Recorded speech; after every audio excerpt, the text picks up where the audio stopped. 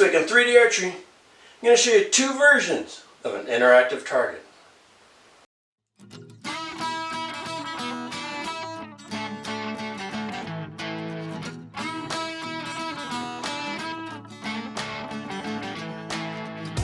Hey everybody, welcome to 3D Archery, Greg here. Alright, here it is, right?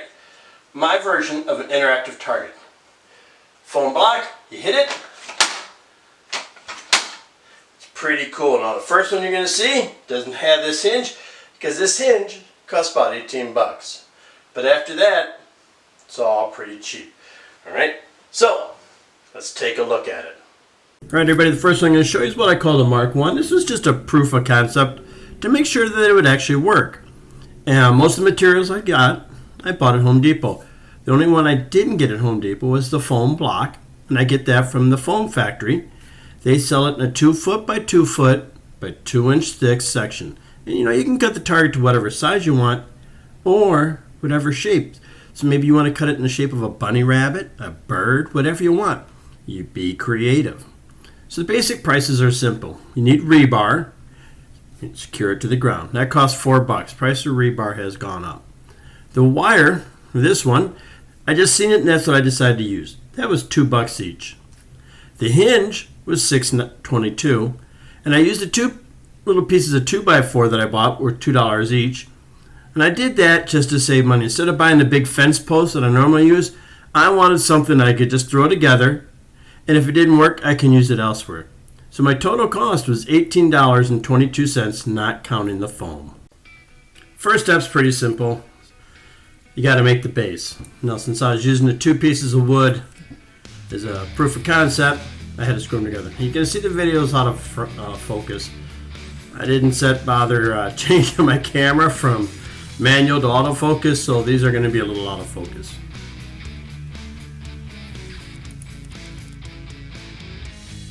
The next step is putting the foam to the hinge. And I had to think about it, and I was like, how am I going to do it? And I thought the easiest way would be just to take it, shove a wire through it, and wrap it around it. You know what? And it worked fine.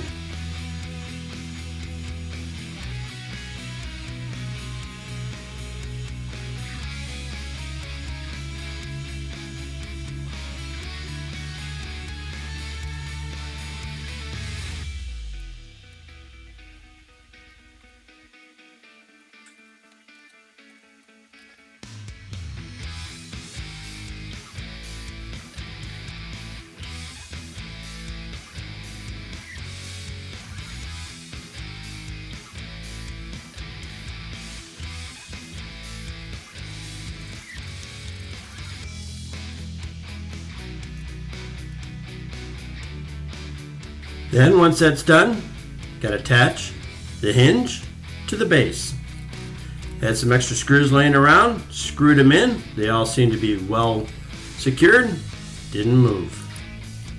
Then finally, had to drill the hole for the rebar, which was quite simple because I actually had the 2 pieces of wood and it went through. And then finally, let's take it out and let's test it. And I did shoot it before this, and it wasn't moving, so I went and got some WD-40, which you just seen there, and I lubed it up. This shot's about 12 yards away, if that, maybe 10, 30-pound bow, just to see how things would go.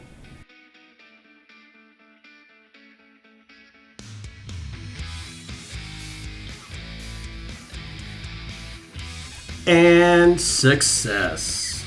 Oh, sort of. So I lubed it up again a second time, worked it for a few minutes, let it soak in, and tried the test again.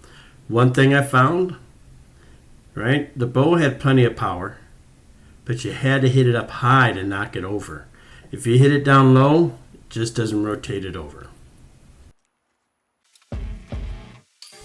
So my proof of concept proven that it can work, and it does work. I wanted to take it to the next level, and I posted it on Facebook, and some people actually wrote on there and said, hey Greg, why don't you use a springed hinge so it'd kick back up? And I was like, duh, that makes sense. So I went out and bought one of those. Spring hinge did increase the cost up to 18 bucks. So again, first step is to make the base. and then you just follow through like you did before. Alright, got to cut out the foam block. Make sure I got the size, whatever size shape you want, it's fine. Then secure the block to the hinge. And what I bought was threaded rod this time. So I could take the threaded rod, run it through, put washers and nuts on it to secure it in place. And the beauty of it was, and I never thought about it until I was there looking for the nuts, is if I used wing nuts on the top, and you see me put them here on the bottom, and I realized I had to switch them around, but then I could just easily switch out the foam. So it makes that part much easier. If the foam ever wears out, new block, slide it on, bolt it in, and we're good to go.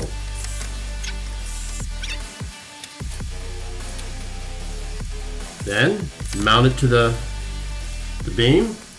And these beams are really good. This is pressure treated wood, so it'll last a while outside. And it's ready to go. Alright, target's all set up.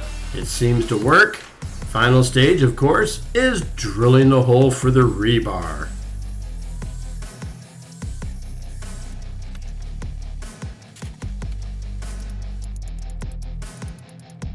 This time I did two tests, heavyweight and a lightweight bow. Here you can see the stats.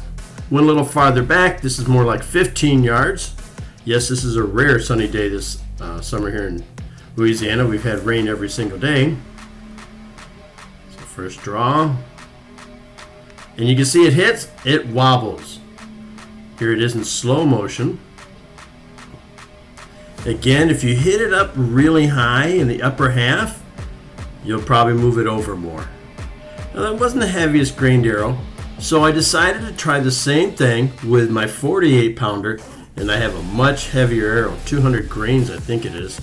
Again, 15 yards.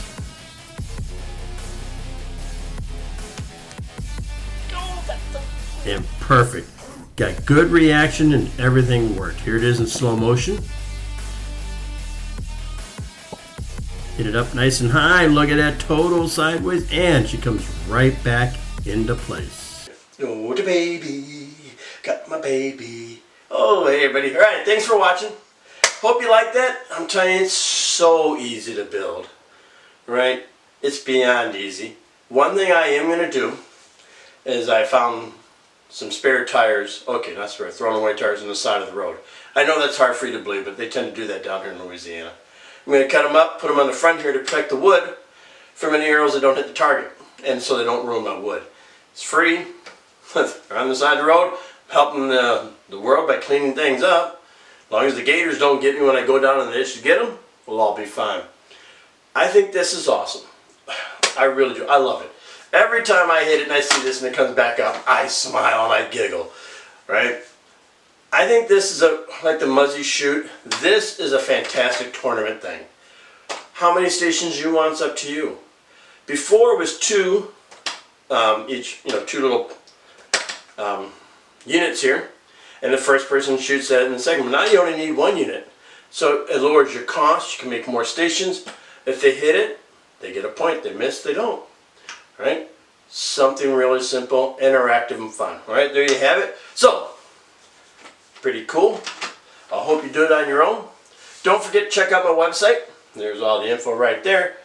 I updated it, put a lot more stuff in there. I also have like shot setups now, showing you inspiration of different shot setups that I've seen throughout the country and people have sent to me. If you got a great shot setup, send it to me.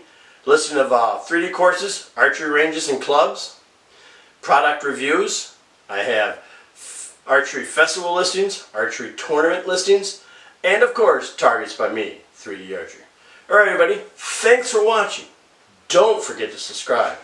And I'll see you next time with another new episode of, well, that ain't 3D Archery, but that's what the channel is, 3D Archery.